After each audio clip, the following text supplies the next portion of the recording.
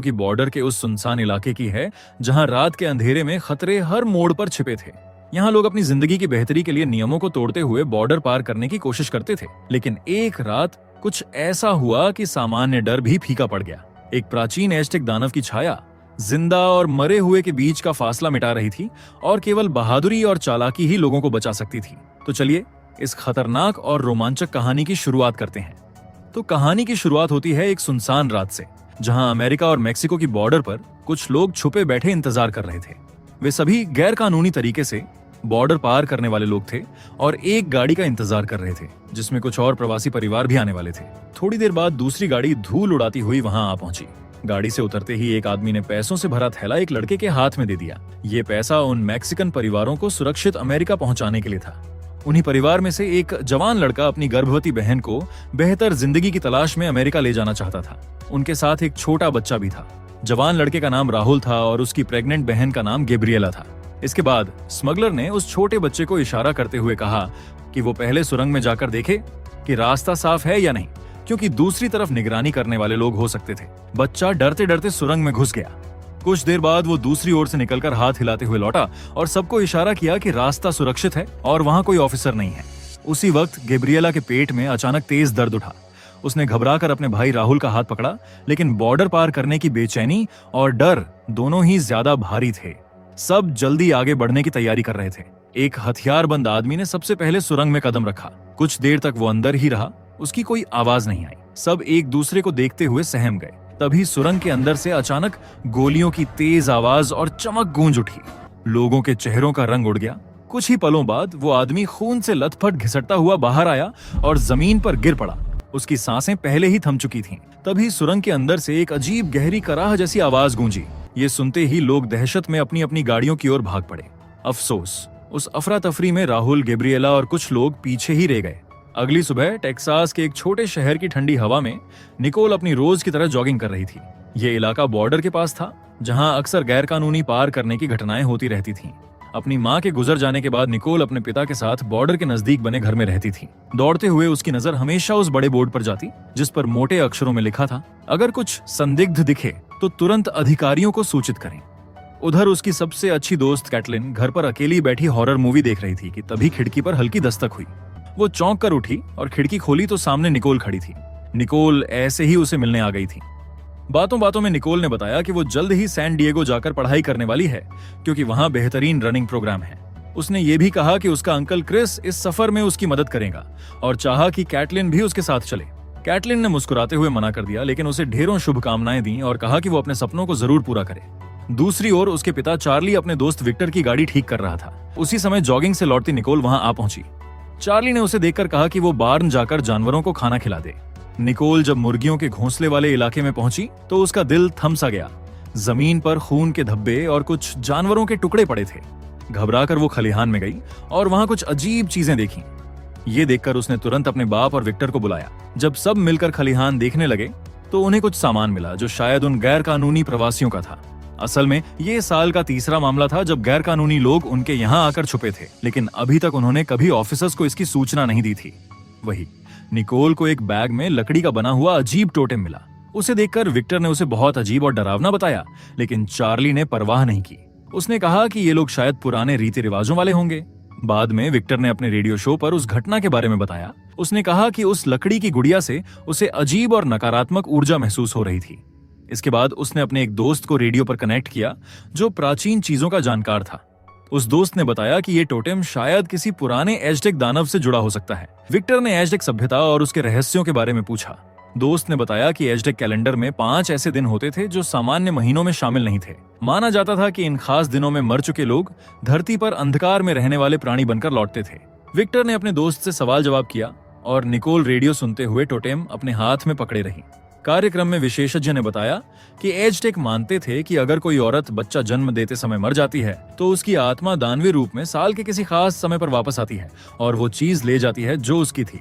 Victor ने कहा कि ये टोटेम किसी प्रवासी ने गुड़िया उनके साथ क्यों आई, तो विशेषज्ञ ने कहा कि एज़टेक मानते थे कि ये दानवी आत्मा सिर्फ कुछ खास जगहों पर ही शिकार करती है। उसी समय चार्ली निकोल के कमरे में आया और गुस्से में उसे डांटते हुए बोला कि उसने मेल क्यों नहीं चेक किया। जाते जाते उसने कहा कि अब वो खुद मेल चेक करेगा। कुछ ही देर बाद अंकल क्रिस का उसे फोन आया। निकोल ने फुर्ती से फोन उठाया और धीरे धीरे बात करने लगी ताकि उसके पिता उनकी बातचीत न सुन सकें। अंकल ने बताया कि स्कूल बदलने के लिए कुछ जरूरी कागज हैं, जिनमें से एक पर उसके पिता के दस्तखत भी चाहिए। निकोल घबरा गई क्योंकि उसने अब तक अपने पिता को बाहर पढ़ाई करने की अपनी योजना नहीं बताई थी। अंकल ने यह भी बोला कि वो कागज 2 दिन पहले ही पोस्ट से भेज चुका है।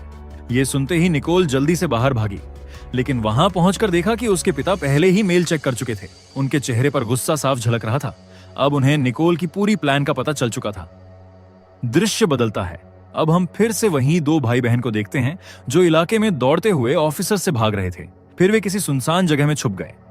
ऑफिसर्स को देखकर राहुल समझ गया कि वे किसी भी वक्त पकड़े जा सकते हैं। उसने गैब्रिएला से कहा कि वो ऑफिसर्स का ध्यान भटका देगा और फिर वापस आकर उसे यहाँ से बाहर निकालेगा। ये कहकर वो दौड़ पड़ा। ऑफिसर्स ने भी उसे देख लिया और वे उसके पीछे दौड़ पड़े। गैब्रिएला डर के मारे वहीं रुक गई। तभी अचानक गोली की आवाज गूंजी। वो सुनकर उसे लगने लगा था कि उसका भाई शायद कभी वापस नहीं आएगा। उधर निकोल अपने घर में अपने पिता के सामने खड़ी थी और माफी मांग रही थी कि उसने बाहर पढ़ाई करने की प्लान के बारे में पहले उन्हें नहीं बताया। उसका बाप सोच रहा था कि अंकल क्रिस शायद उसे उनसे दूर किसी और जगह भेजना चाहते हैं। निकोल ने रोते हुए समझाया कि ये उसकी अपनी इच्छा थी और उसने ही अंकल से मदद मांगी थी ताकि उसे वहां के स्कूल में एडमिशन मिल सके। उसकी आंखों में आंसू थे क्योंकि उसे लग रहा था कि उसके पिता उसकी उन्नति का साथ नहीं दे रहे और नशे में होने के कारण उसकी मौके को कम कर रहे थे। रात में निकोल नहा रही थी कि तभी उसने दरवाजा खुलते सुना, लेकिन उसने उस पर ज्यादा ध्यान नहीं दिया। तभी अचानक घर के अंदर कुछ अजीब आवाजें गूंजी। वो बाथरूम से बाहर निकली। डर के मारे हाथ में अपने पिता की बंदूक लिए रसोई की तरफ बढ़ी। वहां उसने देखा कि एक लड़का चुपचाप सामान चुरा रहा था और वो कोई और नहीं बल्कि राहुल था, जो अभी भी जिंदा था। निकोल ने तुरंत बंदूक तानकर उसे धमकाया, लेकिन अचानक किसी आवाज ने उसका ध्यान भटका दिया और उसी मौके का फायदा उठाकर राहुल वहां से भाग गया। थोड़ी देर बाद चार्ली और विक्टर आए। निकोल ने उन्हें बताया कि कोई घर में घुस आया था। ये सुनते ही दोनों तुरंत उस घुसपैठिए का पीछा करने बाहर निकल गए। वे बॉर्डर के पास पहुंचे और देखा कि बाढ़ के तार में एक जगह टूटी हुई थी। ये देखकर उन्हें समझ में आ गया कि शायद इसी रास्ते से लड़का भागा होगा। तभी उनका कुत्ता उसी जगह से गुजरते हुए कुछ सूंघने लगा। चार्ली ने उसे देखकर उसका कहा कि उनके शरीर बुरी तरह कटे हुए थे। ऐसा लग रहा था जैसे किसी जानवर ने हमला किया हो। कुछ मिनट बाद उन्होंने पुलिस को बुलाया। विक्टर ने सब कुछ पुलिस को विस्तार से समझाया और निकोल ने बताया कि लड़का बहुत डरा हुआ दिख रहा था। पुलिस ने उनकी रिपोर्ट दर्ज कर ली और परिवार को बॉर्डर से दूर रहने की सलाह दी। अगली सुबह चार्ली ने अपनी बेटी निकोल को जगाते हुए बोला कि वो शहर जाकर सुरक्षा कैमरे लेने जा रहा है और उसे घर में ही रहने के लिए कहा। थोड़ी देर बाद उसकी दोस्त कैटलिन मिलने आई। निकोल उसे पिछली रात की डरावनी घटना के बारे में बताने लगी कि तभी उसका कुत्ता मेन दरवाजे को जोर जोर से खरोंचने लगा। लड़कियां आवाज सुनकर दरवाजा खोलती हैं और जैसे ही दरवाजा खुलता है कुत्ता बाहर भाग जाता है। वे दोनों उसका पीछा करती हैं और कुत्ते के पीछे पीछे एक कंटेनर तक पहुंचती हैं। कंटेनर के अंदर उन्हें राहुल घायल हालत में पड़ा मिलता है। उसे देखकर निकोल तुरंत उसकी मदद करने लगी, लेकिन कैटलिन बोलने लगी कि वो इस सब में शामिल नहीं होगी और फिर वहां से चली गई।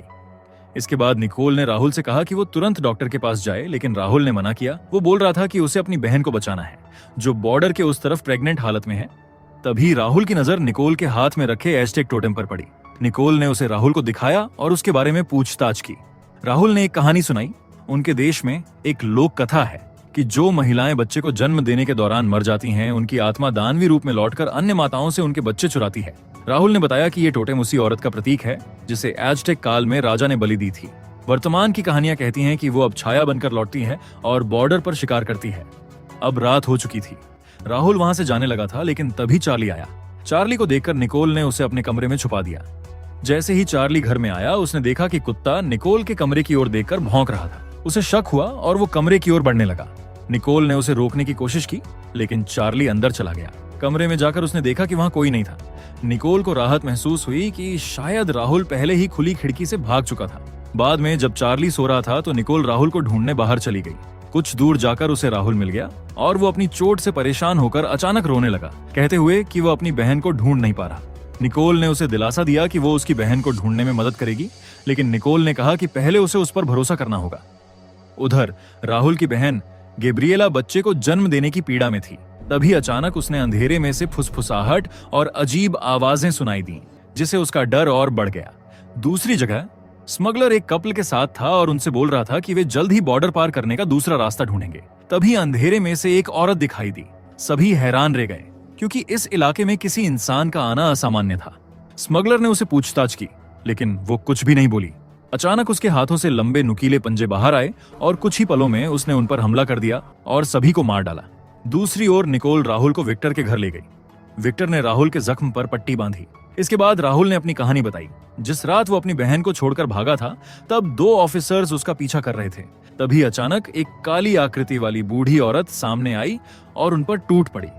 ऑफिसर्स ने उस पर गोलियां चलाईं, लेकिन वो बूढ़ी औरत मरी नहीं। ये सुनकर विक्टर समझ गया कि वो दिन जब उन्हें लाशें मिली थीं, वो उसी दानवी का काम था। उसने राहुल की मदद करने का फैसला किया, लेकिन कहा कि पहले उसे अपने दोस्त कार्लोस से मिलना होगा, जो इस बारे में अधिक जानकार था। विक्टर निकल गया और उधर निकोल और राहुल बॉर्डर पार करके गैब्रिएला को ढूंढने निकल पड़े।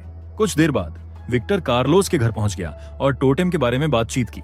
कार्लोस ने एज़टेक कैलेंडर का जिक्र करते हुए बताया कि नामलेस डेज में काको नाम का राक्षस वापस आ जाता है। विक्टर ने पूछा कि ऐसे खतरनाक जीव से कैसे लड़ा जा सकता है। कार्लोस ने गंभीर आवाज में कहा, जो पहले से मर चुका है उसे मारा नहीं जा सकता, बस अपनी जान बचाकर भागना ही सबसे घरों तक पहुंचे। लेकिन राहुल अपनी चोट की वजह से ज्यादा दूर नहीं जा सका। निकोल अकेले ही अंदर गई और गैब्रिएला को ढूंढने लगी। जल्द ही उसे एक औरत दिखी जो रो रही थी। निकोल को लगा कि यही गैब्रिएला होगी, लेकिन अचानक वो औरत चुप हो गई। निकोल सावधानी से पास गई और जैसे ही उसने उसका चेहरा देखा, उसका दिल दहल गया। वो चेहरा भयानक और बुरी तरह बिगड़ा हुआ था। निकोल डर के मारे पीछे हट गई और दौड़कर राहुल के पास लौटी। घबराई आवाज में उसने कहा, हमें तुरंत यहाँ से निकलना होगा। वे दोनों भागने लगे, लेकिन राहुल अपनी चोट की वजह से ज्यादा तेज नहीं दौड़ पाया। तभी वो डरावना प्राणी अचानक उनके सामने आ खड़ा हुआ। घबराकर दोनों अलग अलग दिशाओं में जान बचाकर दौड़ पड़े। निकोल कुछ दूर तक भागी, तभी उसकी नजर एक अंधेरी सुरंग में टिमटिमाती हल्की रोशनी पर पड़ी। जिज्ञासा से वो अंदर गई और उसकी आंखों में राहत की चमक आ गई।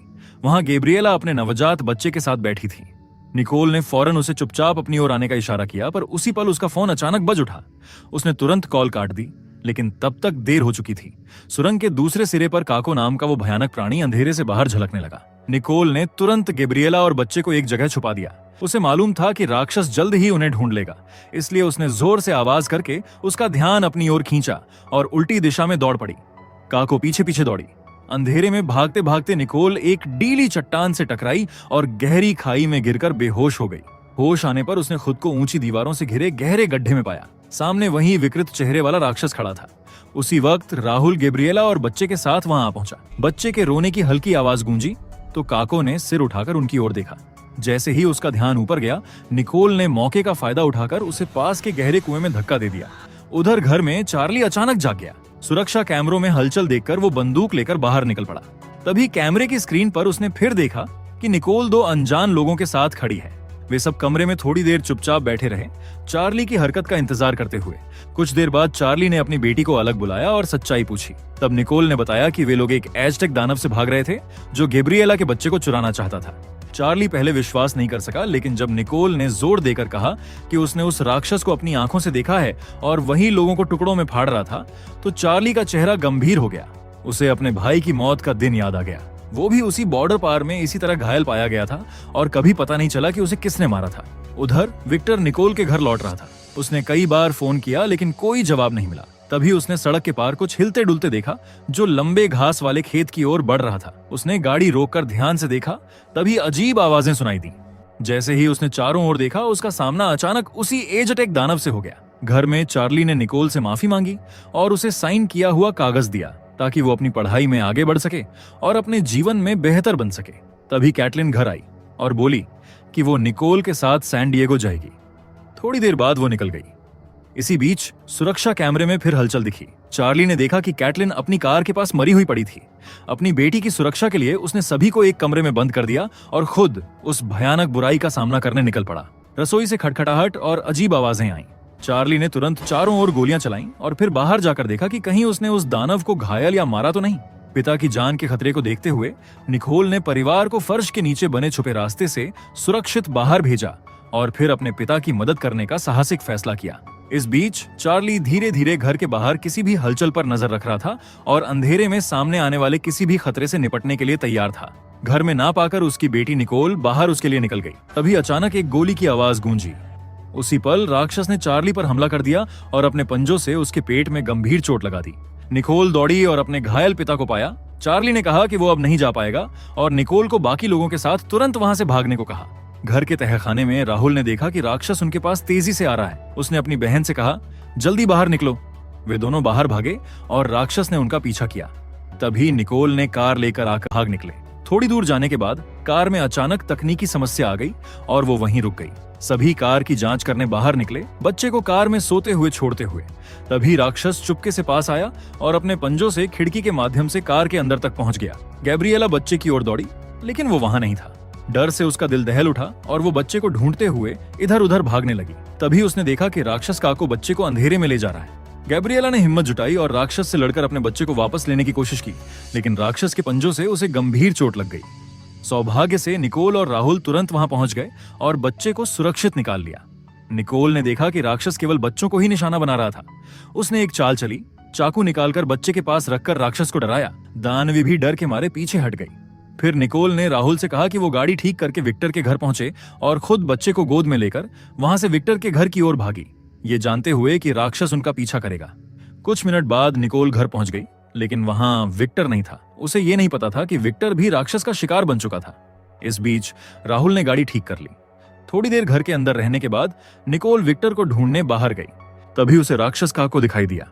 डर के मारे निकोल तेजी से भागी और एजटेक राक्षस के पंजों से बचकर बॉर्डर के पास सुरक्षित क्षेत्र में पहुंच गई।